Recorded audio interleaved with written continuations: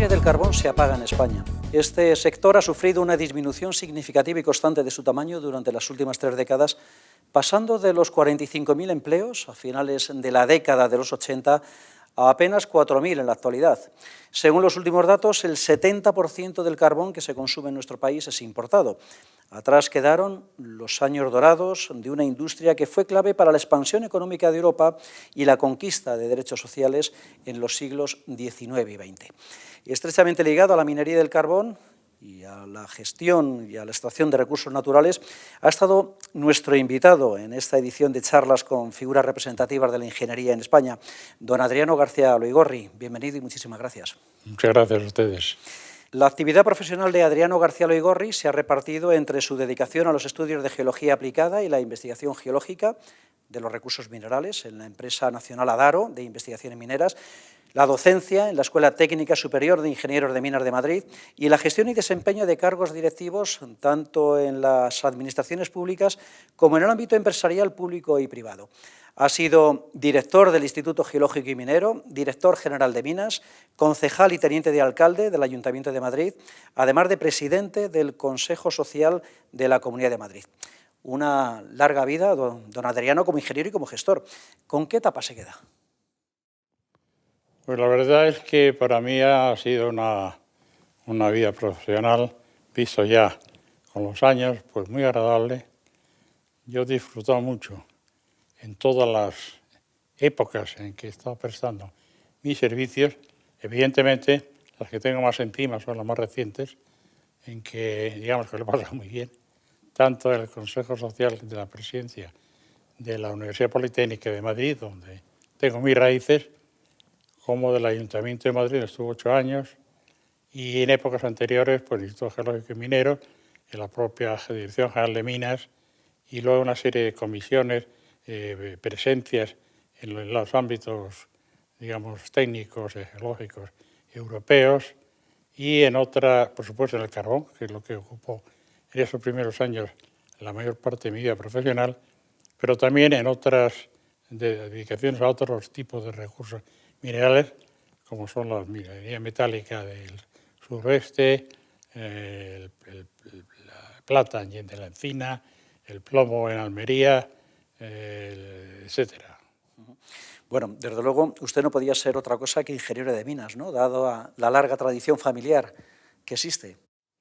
Pues sí, mi padre fue ingeniero de minas, el tío mío, casado con mi madre, ingeniero de minas, y otros parientes también ingenieros de minas.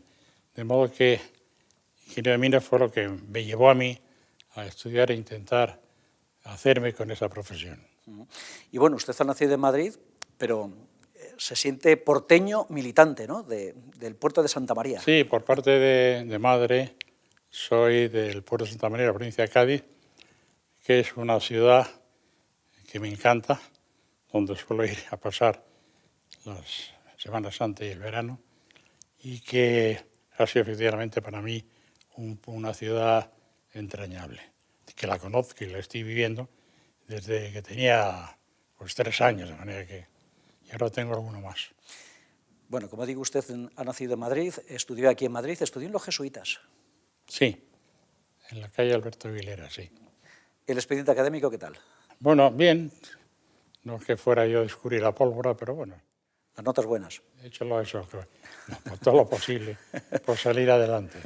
Terminado el bachiller, preparó el examen de ingreso en la Escuela de Minas. ¿Era complicado el ingreso en aquella época? Pues sí,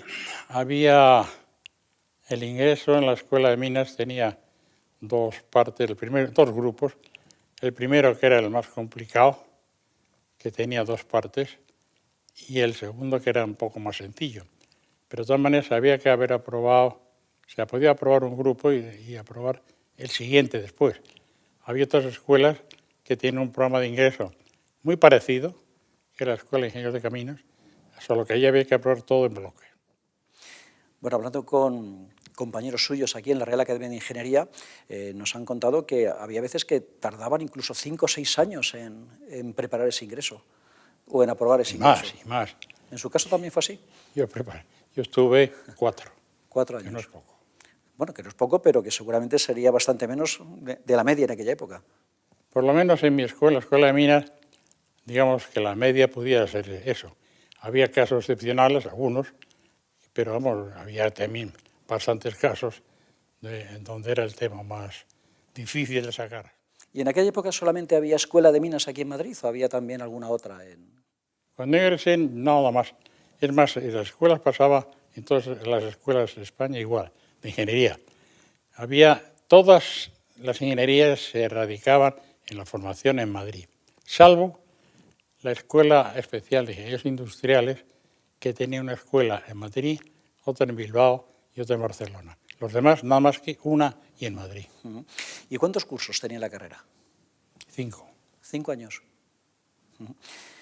¿Hubo algún profesor que le marcara especialmente, que influyera luego en su trayectoria profesional?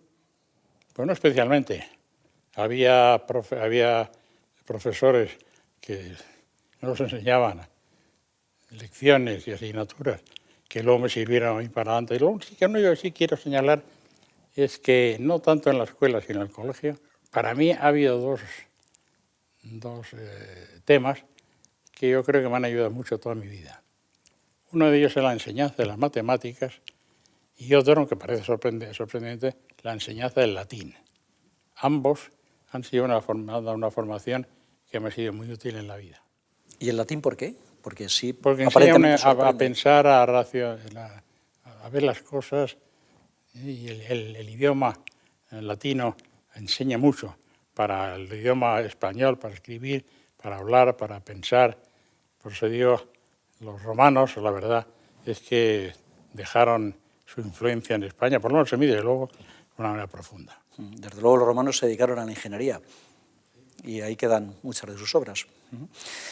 Pues lamentablemente, hoy en día posiblemente muchos ingenieros salgan de las escuelas sin haber estudiado latín, ni un curso a lo largo de su vida. Pues sí, es así. Yo siempre le digo que es una pena porque no hayan tenido la oportunidad de haberse dedicado de jovencillos o de niños a estudiar latín. Sí, porque hubo una época en que el latín era una asignatura común, tanto para las ciencias como para las letras. Exactamente. Bueno, usted se graduó en el 60, el título creo que se lo dieron en el año 1961. Exactamente. Y una vez que consiguió el título, que se lanzó al mercado laboral. Sí, me fui a la Empresa Nacional Adaro de Investigaciones Mineras, que era una empresa joven, porque se fundó como 20 años antes, y allí empecé a trabajar precisamente en temas de investigación de recursos minerales, básicamente en ello, de todo tipo, pero principalmente en lo que se ha señalado, que es en los yacimientos de carbón. Adaro fue la primera empresa que fundó el INIL, el Instituto Nacional de Industria. Sí, en el año 1942. Y su función era precisamente esa, ¿no? El estudio de los recursos. Investigación minera en general.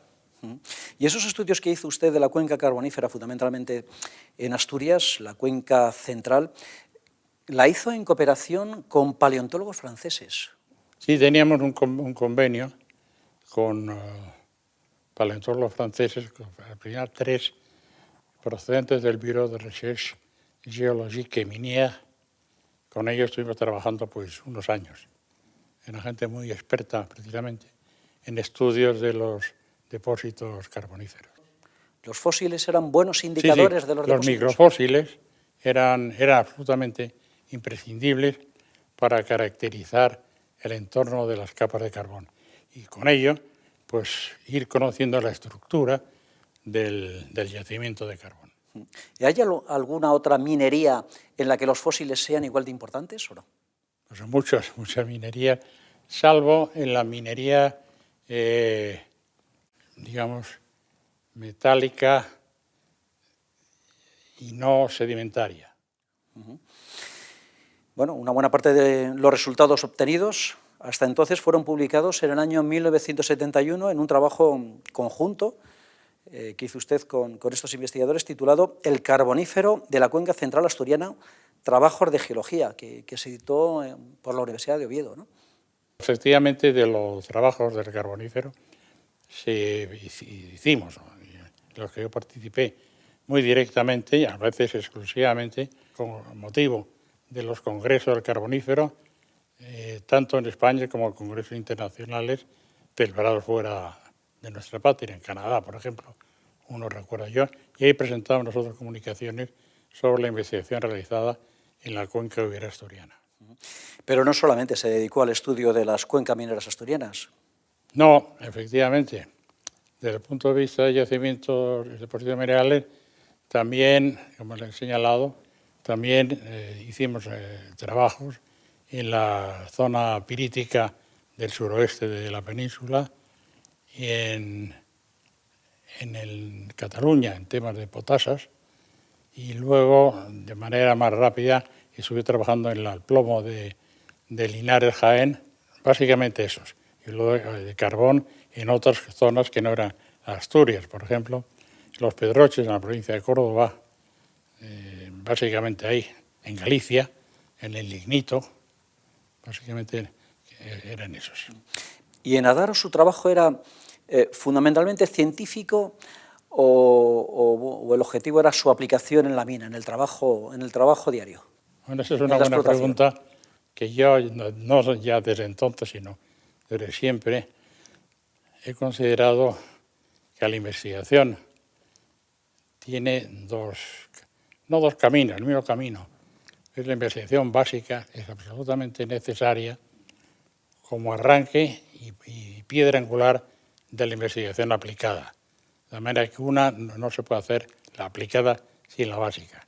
Entonces, lo que me está preguntando, la investigación que hicimos aplicada en los recursos minerales, naturalmente, partía de un reconocimiento de científicos de asignaturas como podía ser la micropaleontología, la petrografía de rocas sedimentarias, la estratigrafía. En Adaro llegó a ser usted vocal del Consejo de Administración y de su comisión permanente. Efectivamente, eso ya cuando ya no ejercía, digamos, directamente como ingeniero de trabajo en la propia Adaro, salida de Adaro, fue cuando estuve en la Dirección General de Minas, si no recuerdo mal.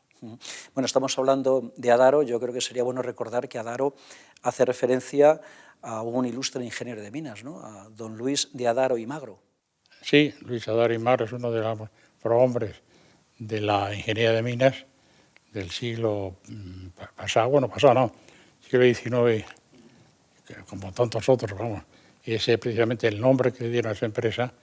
Yo creo que fue patrocinado, impulsado por Juan Cabala, que era ingeniero de minas, y Luis Adaro, pues ha sido un hombre muy en temas de mineros y temas de estudios geológicos, muy conocido, como digo, pues hace más de 100 años. Bueno, Juan Cabala, que es otro de los ingenieros de minas más destacados y de mayor prestigio en nuestro país y que también está relacionado familiarmente con usted. Sí. Juan Cabala Laborde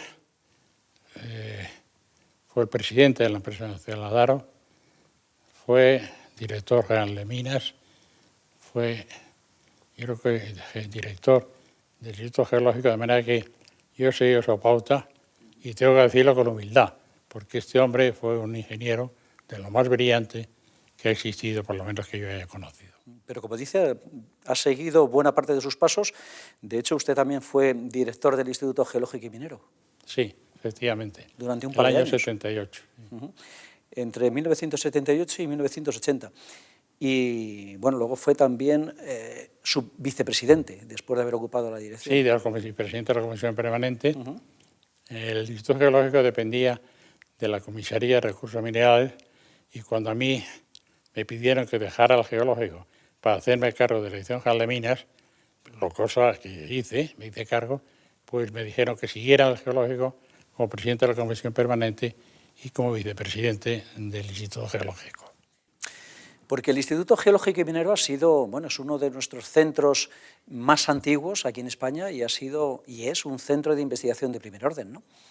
Efectivamente, fue el sucesor de la llamada Comisión de la Carta Geológica de Madrid, General del Reino, cuyo objetivo, y ahora concretamente, después de la creación del instituto como tal, a mediados del siglo XIX, han sido básicamente, pues eso, conocer el subsuelo y el suelo de la nación española tanto elevando o estudiando una cartografía geológica de todos los, no minerales, sino todas la existencia de rocosas de la península, como estudios geotécnicos, su aplicación, por ejemplo, al conocimiento de la sismicidad. Y algo muy importante desde el principio fue el estudio para conocimiento y localización de nuevas áreas de aguas subterráneas. Esos son los temas más importantes, y luego también de la geotecnia, etcétera, etcétera. Pero efectivamente el Instituto Geológico ha sido un estudio, un área conocedora, investigada, muy profunda y muy necesaria para conocer la riqueza mineral de todo tipo de España. Y cuando usted fue presidente en la a finales de la década de los 70, 1980, ¿ya estaba cartografiada toda la península y las islas? No, que va.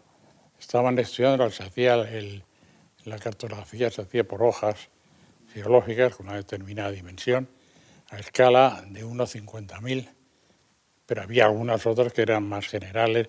Había, por ejemplo, un mapa geológico de España, naturalmente con un detalle pues mucho menor del que se fue consiguiendo después, y se fueron haciendo por las hojas geológicas ya con un detalle grande, especialmente cuando hubo ya una cartografía, no geológica, sino los mapas topográficos, a medida que fueron avanzando, eran necesarios siempre para avanzar en el conocimiento de la geología y elaborar los propios mapas geológicos. A medida que los mapas topográficos fueron avanzando en su calidad, naturalmente se prestaba una ayuda muy considerable para la elaboración de los mapas geológicos y los estudios que eso llevaban consigo. Pero quizá, no digo que lo más, pero vamos, la cartografía geológica de la península y las aguas subterráneas nos ocuparon en mi tiempo, por supuesto, pero antes mucho más, y después también una gran, digamos, ocupación de las tareas del instituto. Bueno, los tartesos ya hace más de 2000 años ya explotaron la plata en el sur de la península ibérica, los romanos con las médulas, el oro. ¿Quedan recursos naturales en nuestro país?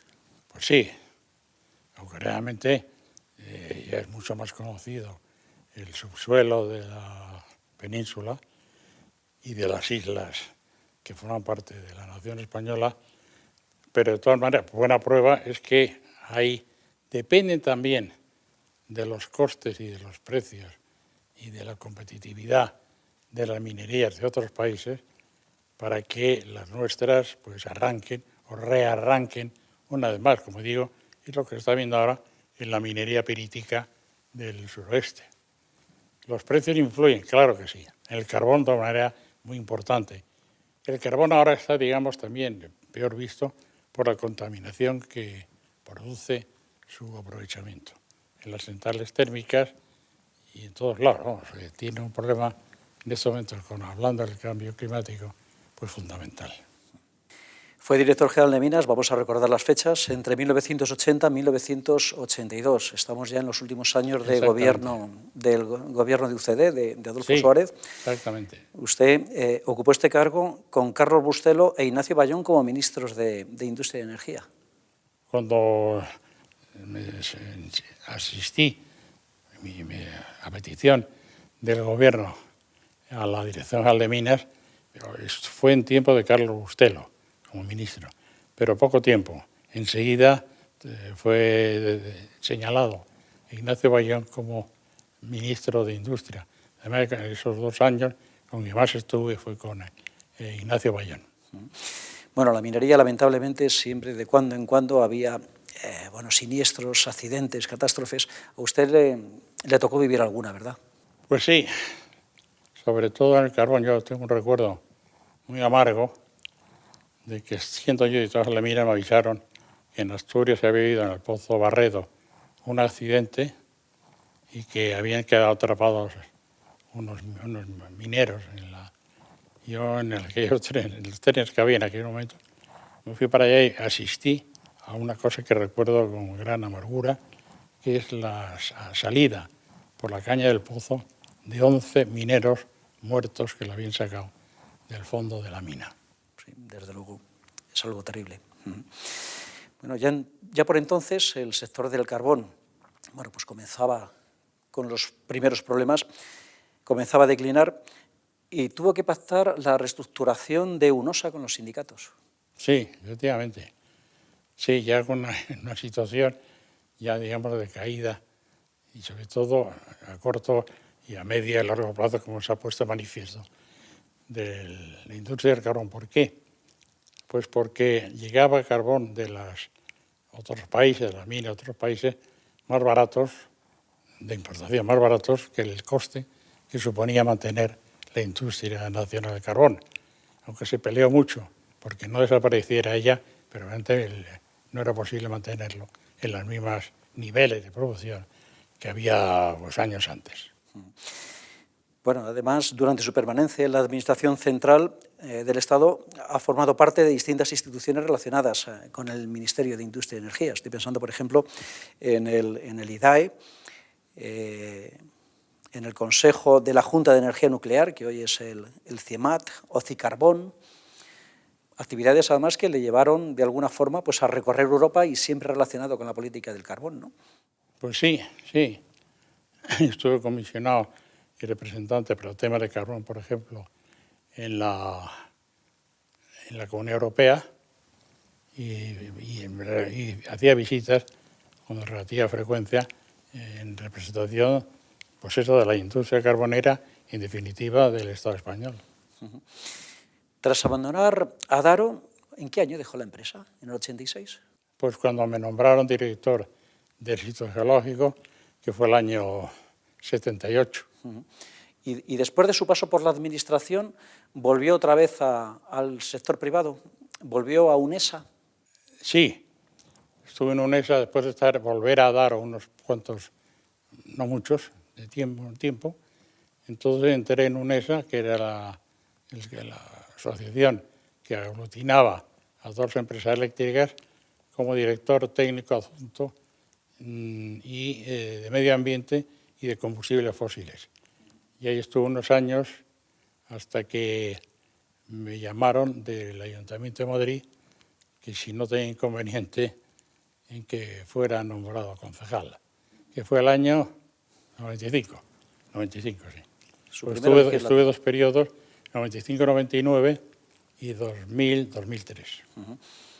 En aquella época, cuando usted estaba en la administración pública con temas relacionados con el carbón y con otros recursos naturales, el cambio climático todavía no era un problema bueno, pues tan acuciante como es en la actualidad, ¿no? Hombre, se conocía, pero no se conocía, o sea, se admitía de una manera tan clara y contundente como hoy día. Y por consiguiente, pues hablaba que era necesario atacarlo, abordarlo, pero no se podía ninguna de las medidas que permitieran hacer frente al cambio climático. Muy distinto en lo que ocurre, gracias a Dios, en estos días, en esos tiempos. Bueno, usted ha tenido también una importante etapa docente. Comenzó en 1970 como profesor colaborador en la Escuela Técnica Superior de Ingeniería de Minas, en la Politécnica de Madrid. Y bueno, ahí fue el inicio que acabó al final, bueno, pues con el cargo de catedrático, ¿no?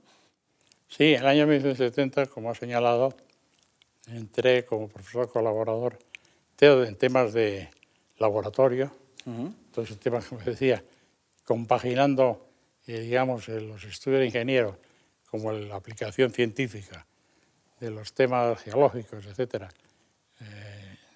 conocidos, y de ahí fue pasando, con el medio tiempo, hasta profesor asociado, profesor titular, y el año 93, si no recuerdo mal, tuve ocasión de apuntarme a las oposiciones para catedrático, que saqué, gracias a Dios, en el año 1993.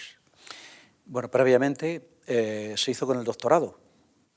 Sí, el doctorado entonces me hice un doctorado justamente cuando acabé la carrera en el año 1961, pues entonces los ingenieros que terminamos con ese plan de estudio, después del último año, pues llegamos implícitos y teníamos la cualificación suficiente el título de doctor ingeniero. ¿Cómo fue la oposición a catedrático? ¿Es una oposición como las que se pueden celebrar hoy en día o tenía alguna peculiaridad? No, eran distintas, había un sistema distinto y era bastante más, no digo duro, pero más Exigente. rigoroso, sí, riguroso. Y entonces, pues no era una acreditación con el título de catedrático, era un verdadero examen, con la primera presentación de la historia profesional, presentación del programa y atención a una serie de cuestiones formuladas por un tribunal público cara a cara. Pero creo que estuvo muchas horas, ¿no?, delante del tribunal defendiendo Pues su... sí.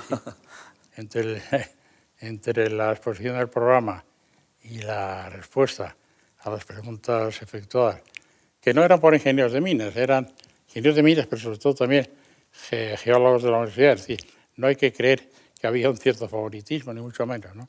Pues sí, fueron varias horas las que tuve entre la exposición del programa, la aprobación de ese programa y la respuesta a las cuestiones que me fueron formuladas. Bueno, comentaba usted que en el año 95 accedió a la concejalía en el Ayuntamiento de Madrid. Decíamos al principio de la conversación que no podía haber sido otra cosa que ingeniero de minas, dada la tradición que había en su familia. Tampoco creo que podría haber sido, no, o podría haber dejado de ser concejal después de la tradición que también ha habido, ¿no?, dedicada a la administración local en su familia, en este caso en el puerto de Santa María. Yo fui llamado por el entonces alcalde, que era Álvarez Manzano, para ocupar la concejalía de Medio Ambiente. Para lo que yo no he sido nunca militar en ningún partido, de modo que me apunté, digamos, aprobé esa solicitud con muchísimo gusto. Para mí fue un verdadero honor como independiente. Y ahí estuve los primeros 4 años, que era el plazo que me dio entre las elecciones del 95 y las del 99, dedicado mediamente como concejal. El año 99 se inició con 2 elecciones ganadas también por el equipo de Álvarez Manzano, y yo siempre como independiente, hasta el año 2003, esa época ya como concejal y como teniente alcalde. Bueno, y al frente de su responsabilidad en el área de medio ambiente en el Ayuntamiento de Madrid, llevó a cabo uno de los proyectos más ambiciosos, ¿no?, como fue el Plan de Saneamiento Integral. Pues sí, el segundo Plan de Saneamiento Integral fue ambicioso, era muy importante. También se hizo el Plan de Tratamiento de los Residuos Sólidos, el Plan de Madrid Verde, que era atender a los 200.000 árboles que había en Madrid, sin contar los árboles de los parques, entonces era al millón, y también un plan de atención a los problemas acústicos que entonces siempre han estado presentes, y la contaminación, muy importante. La contaminación que ahora nos aborda, nos ataca, tanto de dióxido de nitrógeno como de partículas sólidas, etcétera, ozono. ¿Y qué tal es la vida de un concejal independiente en una administración local? ¿Qué tal se va usted con sus, voy a decir, compañeros de partido, aunque usted era independiente, y con los políticos de la oposición? Pues yo he de decir que muy buena. Por supuesto, con los compañeros que formaban parte del equipo de Álvarez Manzano, espléndida, no tengo más que buenos recuerdos. Y con la oposición, y entonces la mayoría era socialista, pues también muy buena. Yo tenía buenos amigos en la oposición socialista y amigas, concejalas. Algunas de las cuales tuve realmente una amistad muy profunda para conseguir consensos y acuerdos muy buenos para la ciudad. Y también con Izquierda Unida. Por ejemplo, una de las personas que estaba entonces en Izquierda Unida y en la oposición, ahora es una de las que lleva el medio ambiente, que es Inés Sabanés. Y también tuvo una especial relación con Ana Tutor, ¿no? Con ella estuve dando bastante tiempo la elaboración del Plan de Saneamiento Integral de Madrid. Y con muy buen acuerdo, con muy buen consenso, sin ningún problema, una discusión naturalmente, pero era un problema que tenía Madrid. Ahí no había, digamos, ideología de izquierda o derecha. Lo que se trataba y lo que yo creo que se trata y se debe tratar siempre en ciudades como Madrid es arreglar los problemas. ¿Cree usted que sería necesario que hubiera más independientes, más científicos e ingenieros en la política en nuestro país? Pues yo creo que sí. Yo creo que la profesión depende naturalmente del área o del ministerio de que se trate. La profesionalidad de los que pertenecen a estas áreas pues siempre es buena, pues siempre facilita el que se comprendan los problemas y naturalmente que se busquen solución a las mismas. Bueno, una vez que terminó la legislatura, desde el año 2003 hasta el 2016, usted ha sido miembro del Consejo Social de la Universidad Politécnica de Madrid, del que fue presidente, y también ejerció la presidencia de la Conferencia de Consejos Sociales de las Universidades Públicas en Madrid. Sí, efectivamente, desde el 2003 al 2016, es decir, fueron prácticamente 14 años, en que la Comunidad de Madrid me eligió para ostentar esa presidencia, que como era la Universidad Politécnica, pues tenía para mí unos rasgos pues bastante conocidos. La organización de los consejos sociales, que naturalmente ya se ha quedado un poco obsoleta, pero en fin, tenías unos presidentes que tenían el cargo de presidente de la Conferencia de Consejos Sociales de Madrid, que era rotatorio. Y yo estuve pues los años que me correspondía por esa, sin más méritos que eso, los años. ¿Y cuál era el papel, la labor de estos consejos sociales? Pues yo creo que son muy importantes porque los consejos sociales representan, y así deben ser, seguir siendo, la presencia de la sociedad en la universidad.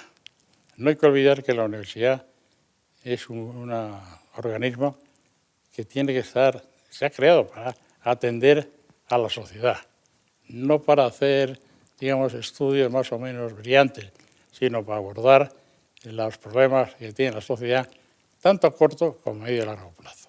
Y para eso están las universidades. Pues debía tener más presencia en los consejos sociales como representación de la sociedad. ¿Por qué? Porque no sería nada malo, si todo lo contrario, que la sociedad estuviera más implicada en las universidades.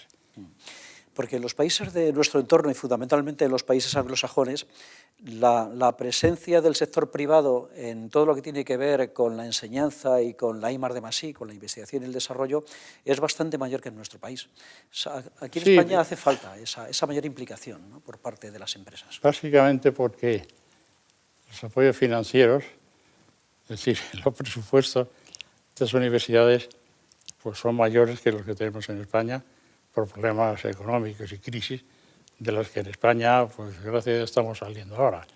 Pero eso lleva a que deben tener las universidades un mayor apoyo económico para su mejora y para rendir unos mejores servicios a la sociedad. Bueno, usted ha sido catedrático en la Escuela de Minas, ha sido presidente del Consejo Social de la Politécnica y de los consejos sociales en las universidades públicas. ¿Cree necesario una reforma, una modificación de los estudios de la ingeniería? En general, en toda la enseñanza universitaria. Porque la legislación que tenemos nosotros, me refiero a la Politécnica ahora, es una legislación antigua. Y tanto la sociedad como la propia universidad, en los 20 últimos años, pues, ha ido cambiando. Y entonces, la legislación universitaria tiene que hacer frente a esos cambios. Tiene que modificarse y tiene que adecuarse a la situación actual. De ahí que sea necesario, pues eso, abordar soluciones, por ejemplo, de la mejora de la calidad de enseñanza, mejora de la investigación básica y aplicada, y no nos olvidemos que estamos incluidos en el espacio europeo de enseñanza superior, lo cual ha dado lugar a la implantación en España y en la Politécnica de una creación muy numerosa de nuevas titulaciones. En la Politécnica son más de un centenar, entre grados, máster y doctorados. que están ahora prácticamente terminando de llegar a su fin, y entonces sería muy bueno, y se está haciendo yo creo en parte, en buena parte, reconocer, ver qué resultado han dado la implantación de estas numerosas titulaciones, para ver si hay que tomar alguna medida para controlar el número de titulaciones, la necesidad de todas ellas, que no haya duplicidades y que haya una mayor cooperación entre las distintas universidades, un mayor acercamiento, de manera que incluso se puede llegar, como pasa en otras naciones, a una especialización de cada universidad, de cada escuela, en el caso nuestro, o incluso de cada departamento que forma parte de las cátedras de las escuelas. En 2016 abandonó la presidencia de los consejos sociales de la Comunidad de Madrid. Actualmente es académico de número de la Real Academia de Ciencias Exactas, Físicas y Naturales. Exactamente en esta institución, ¿qué cargo o qué desempeño tiene? Pues es una institución que se creó en 1949 bajo el reinado de Isabel II como sucesión de la Comisión de la Carta Geológica de Madrid y del Reino, que era una investigación para conocer el suelo y el subsuelo de nuestra nación. Y en el año 1849 se creó esta academia con tres áreas importantes: el de las ciencias exactas, ciencias físicas y químicas y ciencias naturales. Y ahí estamos trabajando en esos tres campos. Pero usted es secretario general ahora mismo de la Real Academia. No lo fui. Lo fue. Lo fui hasta el año 2014, 6 años. Bueno, y es académico constituyente de la Real Academia de Ingeniería con la medalla número 29. Exactamente. Desde el 1 de diciembre de 1994. Cuando se constituyó. ¿Qué papel desempeña en la En este RAI? momento ninguno especial. Contribuye en lo que se me pide y nada más. He recibido hace poco tiempo algún planteamiento para que colabore en el homenaje a dos ingenieros, a un ingeniero y un hermano suyo que era químico, por cierto, ingeniero de minas, Fausto Elújar. Los hermanos Elújar. Eso es. Los que pusieron en conocimiento a todo el mundo el wolframio, conocido como wolframio, como tungsteno, y que intervinieron mucho en el avance y el progreso del cuerpo de ingeniero de minas.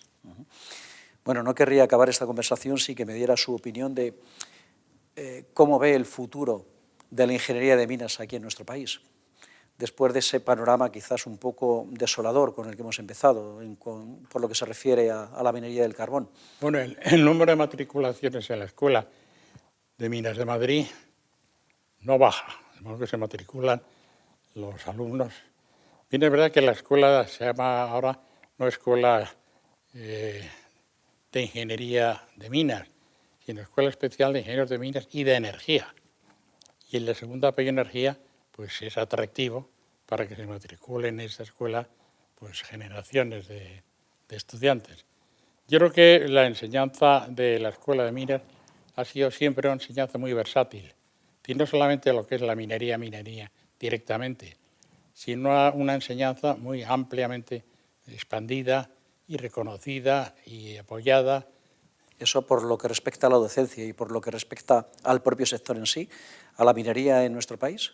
Pues ahora están renaciendo una minería que estaba poco olvidada, que era precisamente la minería metálica de la provincia de Huelva y Sevilla.